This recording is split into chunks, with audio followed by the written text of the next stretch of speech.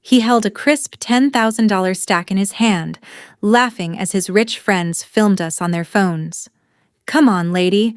One round, 10,000 bucks says a suburban mom can't last 30 seconds against a third-degree black belt."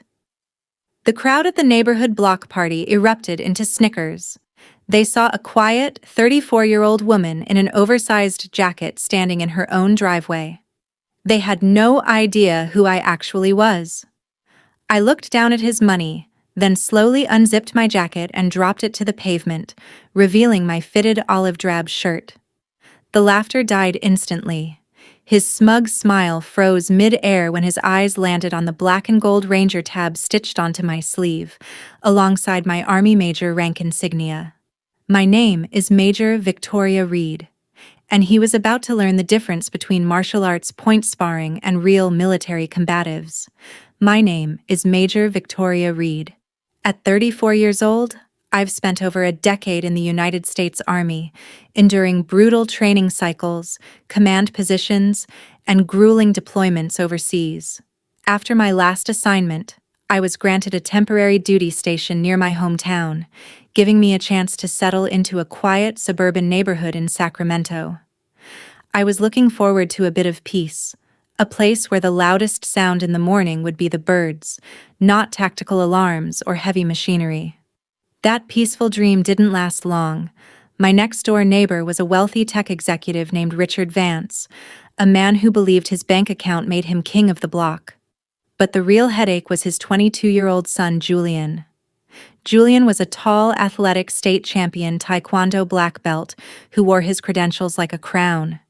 He drove a roaring luxury sports car, played loud music at all hours, and treated every neighbor on our street with complete condescension. To Julian, everyone in our quiet cul-de-sac was just background noise in his personal trophy reel. Because I kept to myself, wore loose gray hoodies, and spent my mornings quietly tending to my front porch, he assumed I was just another passive suburban resident he could overlook and disrespect. I let him think whatever he wanted. In my line of work, you learn very quickly that the loudest person in the room is rarely the most dangerous. I was content to keep my identity quiet, until Julian decided to push the entire neighborhood too far. Over the next few weeks, Julian's arrogance escalated from minor annoyances to blatant disrespect. He started parking his bright red sports car directly across the end of my driveway, blocking me in whenever he felt like it. When I calmly asked him to move it so I could make my morning run, he'd just chuckle, spin his car keys on his finger and say, "Relax, lady. The world doesn't revolve around your schedule. Some of us actually have important places to be." I didn't lose my temper. Over 10 years of military service teaches you ironclad emotional control. Reacting to a 22-year-old kid's posturing was completely beneath my pay grade. So, I walked. I maintained my composure, kept my head down, and let him think his wealth and martial arts trophy made him invincible. But Julian misjudged my silence for weakness, and bullies always push until they hit a wall. The boiling point came during our neighborhood's annual summer block party. Everyone had gathered on the cul-de-sac: families, kids, and our elderly neighbor, Mr. Henderson, an 80-year-old retired machinist who lived alone. Julian showed up with a group of his college friends, playing loud music from a portable speaker and showing off his martial arts kicks in the middle of the street. When Mr. Henderson politely asked them to turn the music down so people could talk, Julian stepped right into the old man's personal space. He laughed in his face, puffed out his chest, and began loudly boasting that nobody on this block had the right to tell him what to do. He bragged about his black belt, claiming he could take down anyone in this town with one kick. The entire street went quiet, watching in uncomfortable silence as Julian pushed the elderly man backward. Seeing Mr. Henderson stumble backward was the absolute end of my patience. I stepped off my porch, walked past the stunned crowd, and stood directly between Julian and the elderly man. "That's enough," I said, my voice quiet, even, and sharp as a razor. "Back up and keep your hands to yourself." Julian blinked in surprise, then burst into a loud, mocking laugh. His friends quickly pulled out their phones, angling the cameras at us to capture what they thought was going to be a hilarious social media video. "Look at this, guys," Julian snickered, playing right into the lenses. "The neighborhood lady thinks she's a hero." He reached into his pocket, pulled out a thick wad of $100 bills and held up a crisp $10,000 stack right in front of my face. "Tell you what, lady, 10 grand says you can't last 30 seconds in a ring with me. 1 round, point sparring, full contact, whatever you want. Come on, prove how tough you are in front of everyone, or apologize to me right now." The crowd gasped.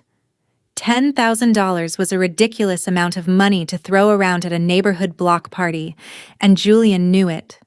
He was using his dad's wealth to humiliate me, posturing for his online followers, completely convinced I would back down, cower, and apologize. His friends started chanting and filming, egging him on, while the rest of the neighbors looked on with anxious, nervous faces. They saw a 34-year-old woman in a baggy gray jacket standing up to a state champion fighter. They thought I was way out of my depth.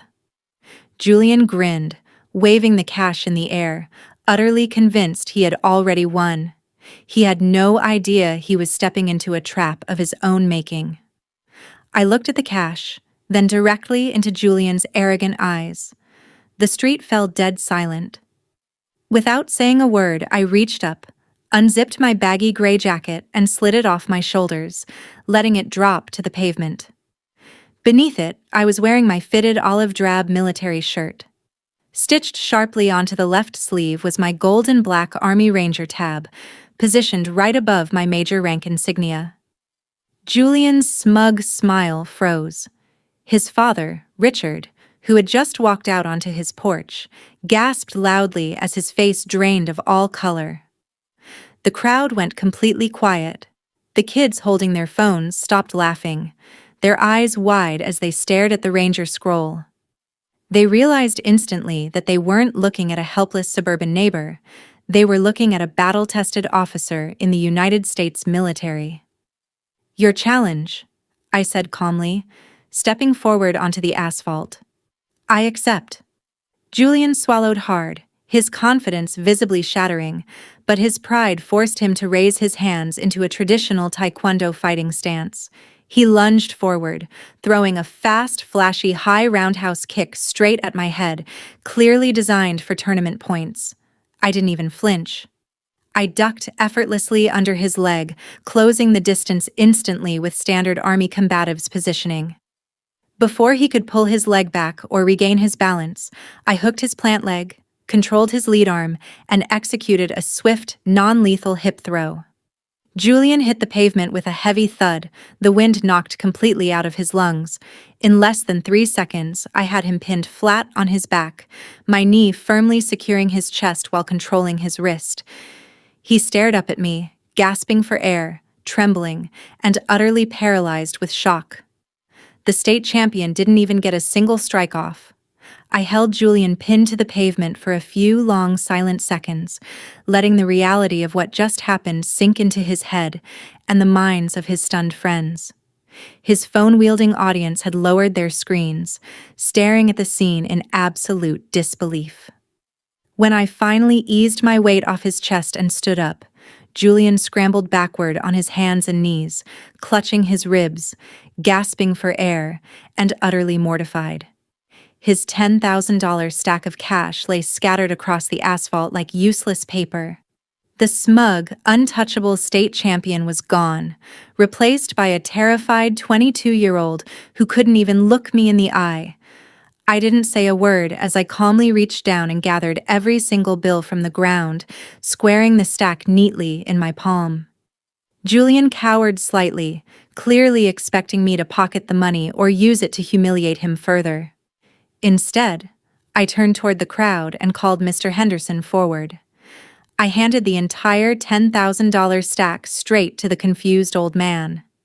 "This is a direct donation to the local Veterans Support Center," I announced loudly enough for the entire street to hear. "Julian here was generous enough to sponsor it today." Julian swallowed hard, nodding rapidly in sheer embarrassment, unable to protest a single word as his own public stunt turned into a lesson in humility. The silence on the street was broken by heavy footsteps as Richard Vance walked down his driveway, his face pale and flushed with shame. The wealthy tech executive, who had spent months ignoring his son's reckless behavior, stood before me and offered a deep, sincere bow of apology. "Major Reed," he said, his voice trembling slightly. "I am deeply sorry for my son's disrespectful behavior toward you, Mr. Henderson, and this entire community. There is no excuse for how he acted." Richard turned to Julian, who was still sitting on the curb, head buried in his hands. In front of the entire neighborhood, Richard informed his son that his luxury car keys were being taken away, his allowance was cut off immediately, and he would be spending his entire summer doing mandatory community service at the local Veteran Center, the very charity that now held his $10,000. For the first time since moving in, I saw true accountability take root on our street. Julian didn't argue or roll his eyes.